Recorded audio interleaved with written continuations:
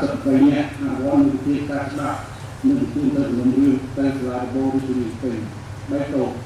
ការប្រយុទ្ធសាស្ត្រវិញ្ញាណ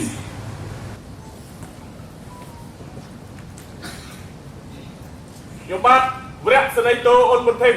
អត្តលេខ57603ជានាយការិយាល័យអន្តរាគមន៍និងតម្រួតបាត់បញ្ជា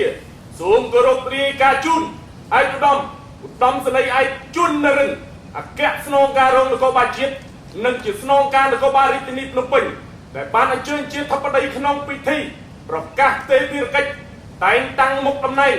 នាយនគរបាលជាតិនៃស្នងការដ្ឋាននគរបាលរាជធានីភ្នំពេញនិងកិច្ចប្រជុំបូកសរុបសភាពការលទ្ធផលប្រតិបត្តិការបង្ក្រាបប្រចាំខែមេសាលើកទិសដៅការងារខែឧសភាឆ្នាំ2025ដែលមានសមាជិកាចូលរួមចំនួន540នាក់បាក់ទៀតបាទសុគ្រប់ទូលជា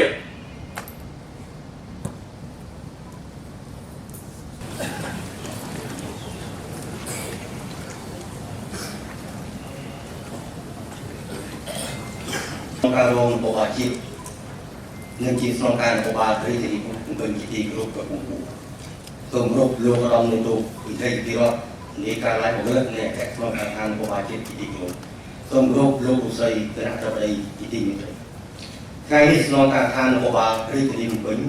មានកិត្តិយសមករៀបចំពិធីប្រកាសទីពីកិច្ចតែងតាំងតំណែងអធិការនៃអគ្គការដ្ឋាននគរបាលខណ្ឌកាមននិងកិច្ចប្រជុំបូកសរុបដល់សភាពការប្រចាំខែមេសា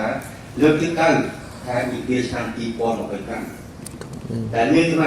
ជិកាគ្រប់ចំនួន540នាក់មកពីការិយាល័យជំនាញអធិការដ្ឋាននគរបាលខណ្ឌនិងប៉ុស្តិ៍នគរបាលរដ្ឋបាល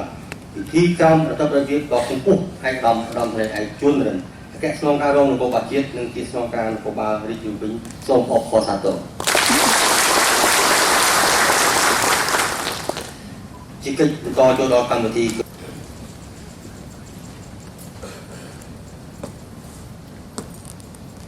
្ញុំបាទសូមគោរពជើញឯកឧត្តមប្រធានគណៈធិបតីក្រមឈរដើម្បីគ្រប់ទងជាតិនៃប្រជាជាតិកម្ពុជាគ្រប់សូមពួ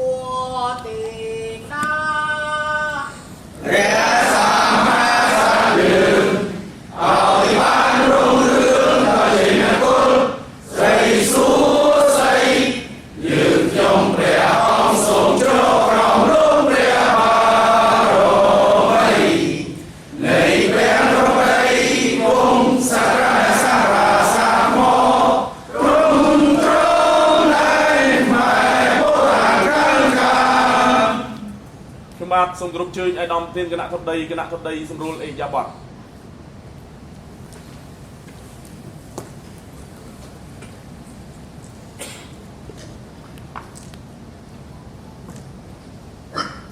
ប្រកាសដែលពីការពីពេលតែងតាំងមន្ត្រីនគរបាលជាតិក្រុមរួមជឿ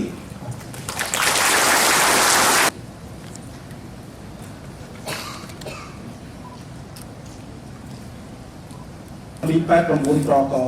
ស្ដីពីការផ្ទេរភារកិច្ចក្នុងតែងតាំងមុខតំណែងមន្ត្រីនគរបាលជាតិអបនាយករដ្ឋមន្ត្រីឃើញរាជក្រឹត្យលេខនស/រកត/0823/1981ចុះថ្ងៃទី22ខែសីហាឆ្នាំ2023ស្ដីពីការតែងតាំងរាជរដ្ឋាភិបាលនៃប្រជាជាតិកម្ពុជាបានឃើញរាជក្រឹត្យលេខនស/រកត/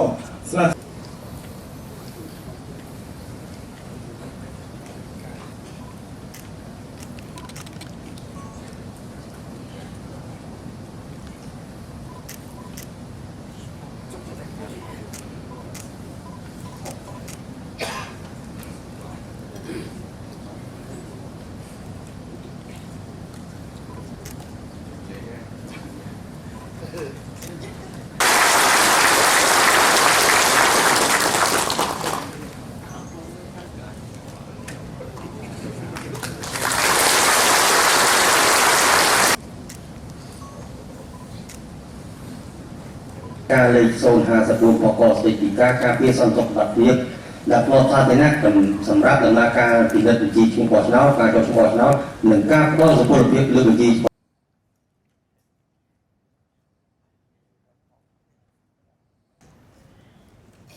ជាផំក្នុងការសូមគោរព តែតំក្នុងស្នេហាជនរិនគេស្នងការរងនឹងជាស្នងការក៏បាទពីទីនោះពេលជាទីគោរពសូមគោរពលោកស្រីស្នងការរងនិងសមាជិកក្នុងអង្គពិធីទាំងមូលជាត្រីដោយបានការអនុញ្ញាតឲ្យខ្ញុំបានចូលរួមមានមតិលើការវិតម្លៃសកម្មភាពគ្រឿងញៀននិងវិធានការបបល្មើសគ្រឿងញៀនក្នុងរាជធានីភ្នំពេញជំរាបជូនឯកឧត្តមនិងអង្គពិធីដើម្បីស្វែងយល់ពីស្ថានភាពបបល្មើសគ្រឿងញៀននាពេលបច្ចុប្បន្នមានដូចខាងក្រោមគ្រឿងញៀននៅតែជាបញ្ហាសកលនិងស្មុគស្មាញហើយគ្រឿងញៀនក៏មិនមានការថមថយនិងកំពុងតែបន្តវិវត្តតែគ្រប់ទម្រង់ដោយពួកបុគ្គលិកជនគ្រឿងញៀននៅតែបន្តធ្វើសកម្មភាពខ្លាំងក្លាប្រកបដោយភាពវៃឆ្លាតគ្រប់រូបភាពវិធីសាស្ត្រថ្មីៗនិងការប្រាក់វិជ័យជាទំនើបដើម្បីគេចផុតពីការតាមប្រមាញ់របស់សមត្ថកិច្ចជាមួយនេះដែរអ្វីដែលពួកគាត់សម្គាល់លើការចរាចរណ៍ការផលិតការចែកចាយការជួញដូរគ្រឿងញៀនក្នុងតំបន់បានបង្ហាញឲ្យឃើញពីបរិមាណគ្រឿងញៀនដែលសមត្ថកិច្ចយើងបានធ្វើការរកអូសជើងលោកអាចការខាងគូសែនជ័យដោយសារការវិចារនៅទីនោះគាត់luônការអាចារ្យអ្នកទូប្រទេសហើយទោះតែយើងធ្វើបានក៏ដោយប៉ុន្តែតើយើងចាប់ទប់ស្កាត់វាយ៉ាងម៉េចហើយពីការនៅក្នុងខណ្ឌយើងមានចាត់ការបែបណាអំពីបទល្មើសដែលកើតឡើងណាហើយថាយើងនឹងបញ្ចុះជំនាញតើគាត់ជួយការងារនេះខ្លះចឹងទេគឺសូមឲ្យសង្ខេបនឹងអនុញ្ញាតឲ្យខ្ញុំបានឡើងមានទេយោបល់ពាក់ព័ន្ធទៅនឹងវិធានការទប់ស្កាត់បទល្មើសក្មេងទំនើបឬក៏បទល្មើសផ្សេងៗដែលកើតឡើងនៅក្នុងខណ្ឌពោធិ៍សែនជ័យយើងខ្ញុំជាអធិការខណ្ឌក៏ដូចជាលោកនេះផងទាំង7ហើយអធិការរងដែលចូលរួមនេះគឺជាបទពិសោធន៍សម្រាប់យកទៅអនុវត្តក្នុងខណ្ឌពិសេសផ្នែកជំនាញយើងធ្វើអនុវត្តឲ្យបានល្អត្រឹមត្រូវដើម្បីជៀសវាងខុសឆ្គងទៅលើផ្លូវច្បាប់ណាមួយពាក់ព័ន្ធនឹងបញ្ហាគ្រឿងញៀនចឹងខ្ញុំសូមសរុបពលក្នុងនេះពាក់ព័ន្ធនឹងខាងកម្លាំងខាងយើងខ្ញុំពិសេសជំនាញគ្រឿងញៀនតែម្ដងបាទសូមជាការទប់ស្កាត់បទល្មើសគ្រប់គ្រាន់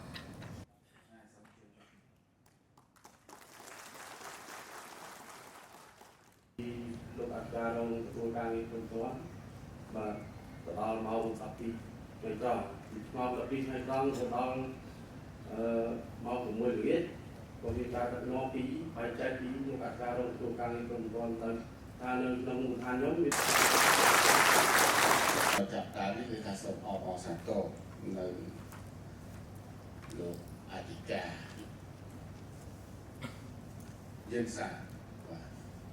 ដែលគាត់បានបង្កើតកិច្ចការងារនេះតាំងពីឆ្នាំ1984ដល់រយៈពេលនេះគឺរយៈពេល41ឆ្នាំហើយជាងនេះគឺជាកិច្ចការងារ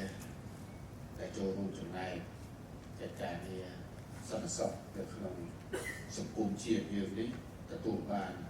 ជោគជ័យហើយនឹងផ្លែផ្កានាំកិត្តិយសចូលដល់ក្រុមគ្រួសារគាត់